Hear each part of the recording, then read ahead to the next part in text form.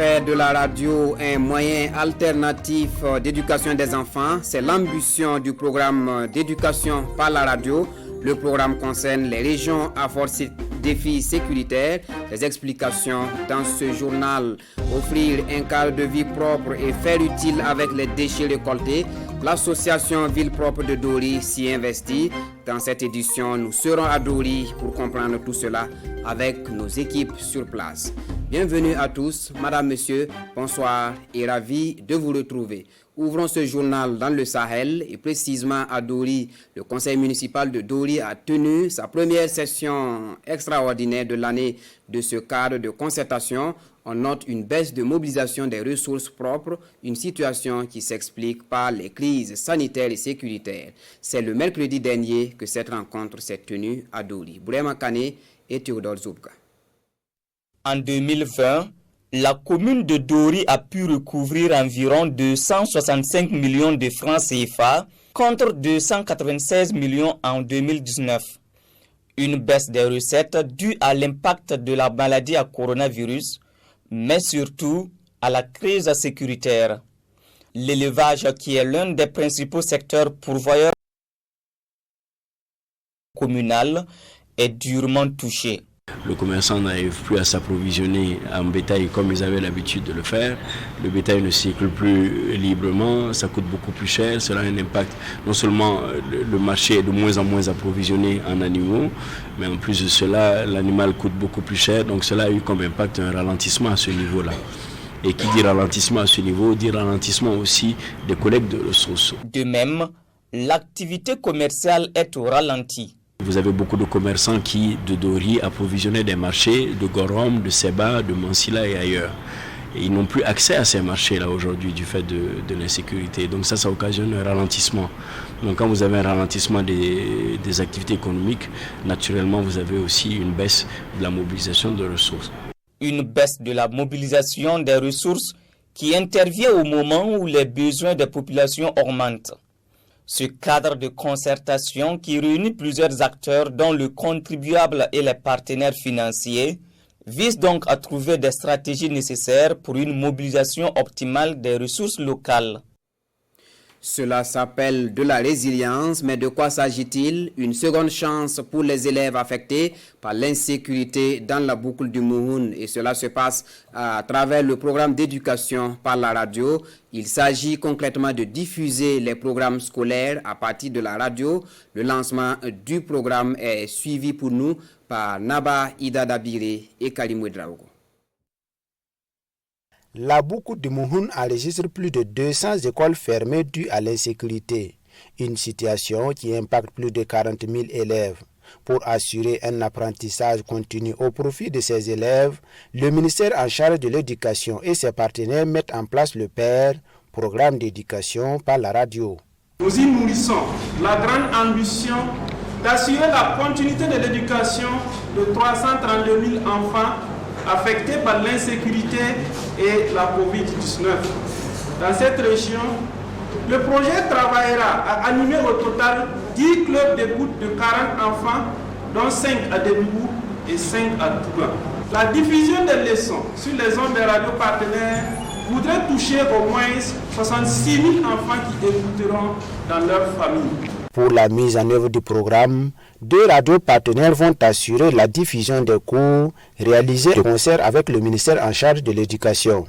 Des postes radio seront aussi distribués à des clubs d'écoute mis en place par le CDC, le Centre diocésain de communication. Mais 10 clubs avec 40 élèves au maximum, parce que ça fait 400 élèves sur un effectif de 40 000. Vous voyez que c'est comme une goutte d'eau dans la mer, mais c'est déjà bien.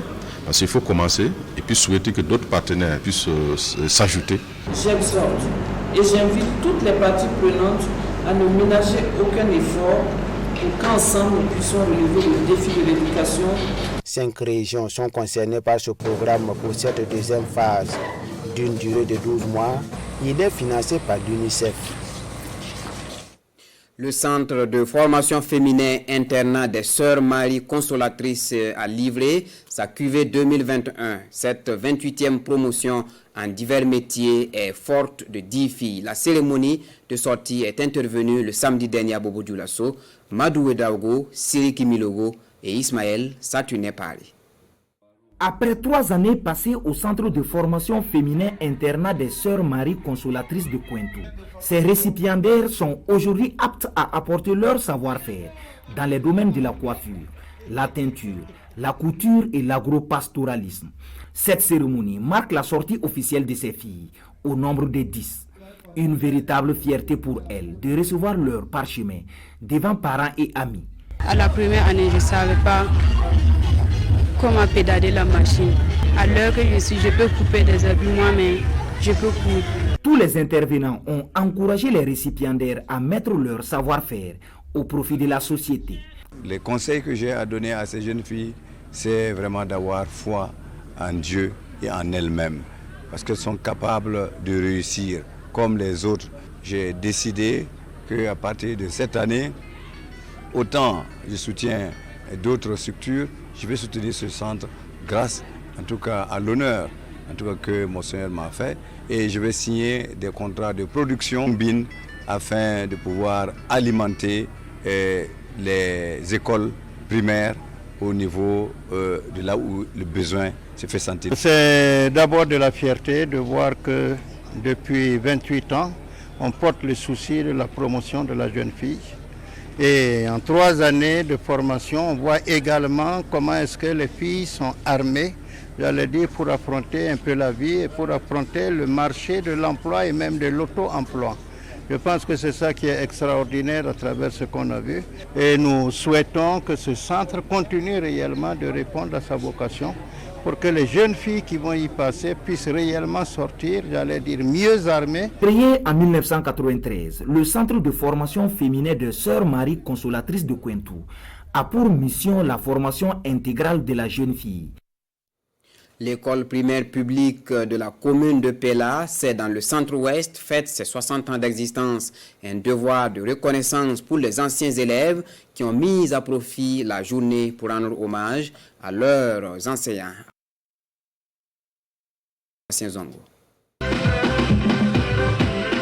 Dans la province du Boulkemdi, région du centre-ouest, l'école primaire publique de la commune de Pella fête ses 60 ans d'existence, de 3 classes à son ouverture en octobre 1960,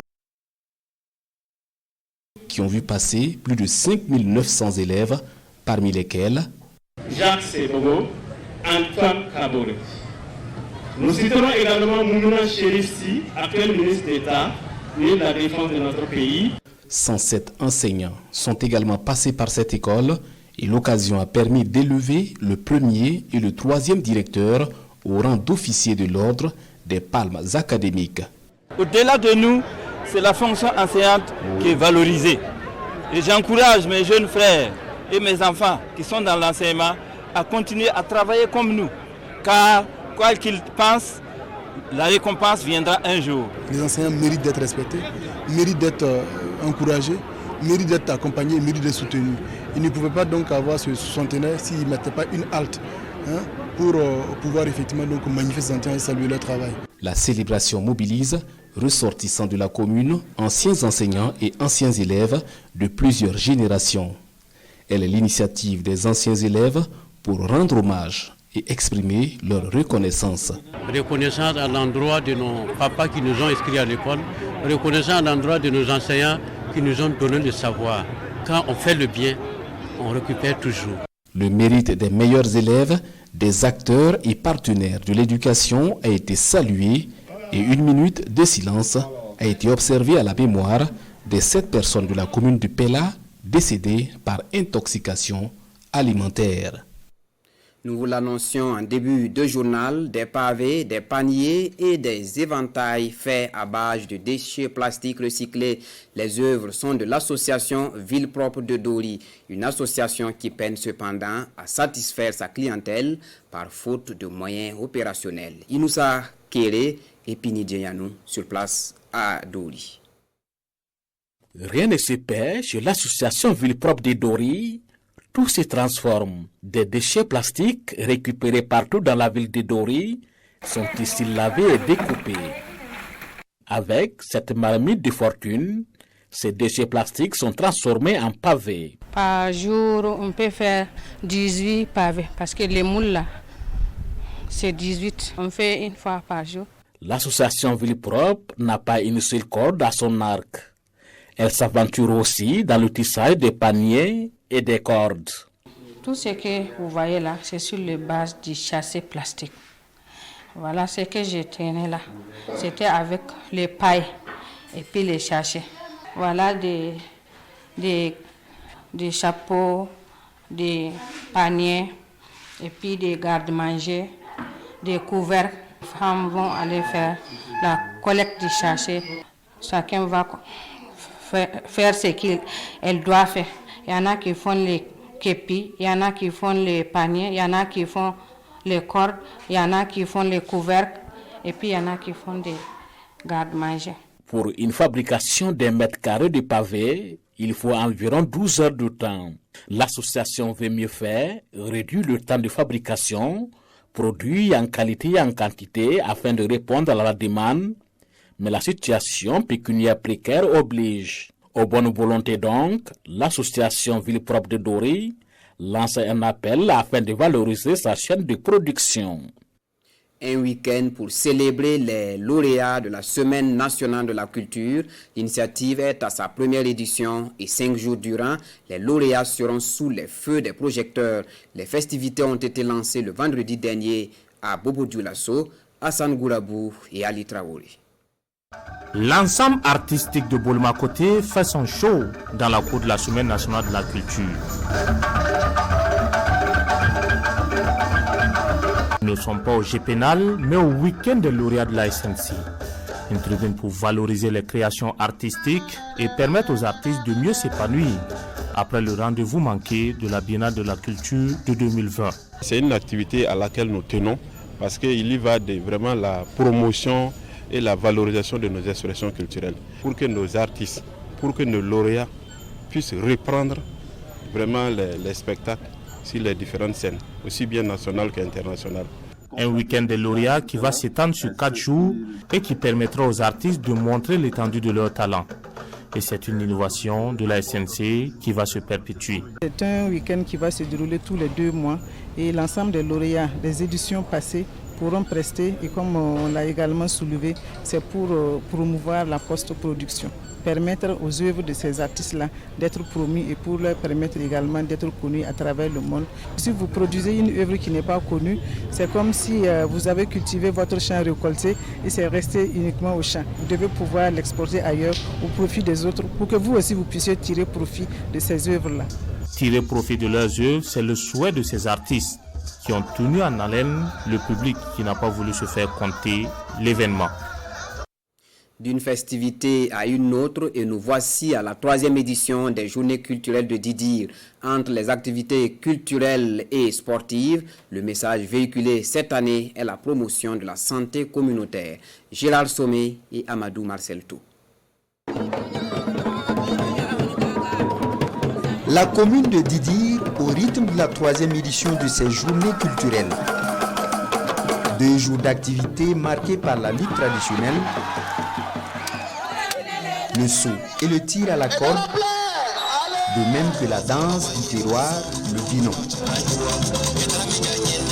Nous réunir à travers ces journées culturelles-là comme un cadre de retrouvailles qui va nous permettre aussi, en marge de ces journées, c'est bien vrai qu'on a des prestations d'artistes traditionnels, tous ces pieds traditionnels, contes et autres, mais ça va nous permettre également, en marge de ces artistes, de réfléchir pour voir quel plan d'action de développement nous pouvons élaborer. Et pour cette 3e édition, toujours pilotée par Fraternité Didir, l'accent est mis sur la promotion de la culture et la santé communautaire. De quoi susciter l'intérêt des personnalités ressortissantes de la localité. Avec l'avènement de la décentralisation, chaque commune doit effectivement amorcer son développement à travers ses citoyens. Alors c'est dans ce sens que j'ai accepté parrainer. Je suis très satisfait de ce que j'ai vu. Il y avait de l'engouement. On a vu que les différentes équipes qui ont pris part étaient déterminées. C'est une activité qui unit tous les fils, où qu'ils soient, de quel bord qu'ils soient. Et ça, c'est quelque chose d'exceptionnel et c'est quelque chose à conserver. D'où l'appel à souscription pour la construction du mur du CSPS de Didir, voire son érection en centre médical avec antenne chirurgicale. C'est tout pour ce soir. C'est également fini pour le 19h cette semaine. L'édition revient le lundi prochain. Mais l'information se poursuit sur la RTV. Tout de suite, Foussé Nikindo vous retrouve à 20h. Bonsoir.